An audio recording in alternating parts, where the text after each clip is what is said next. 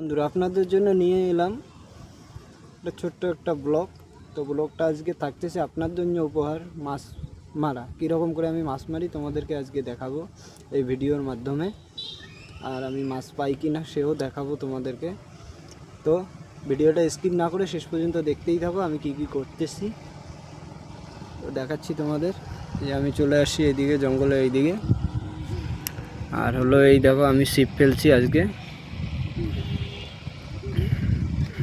আর ছাতা নিয়ে আসছি যেহেতু বৃষ্টি যদি আসে সমস্যা হবে।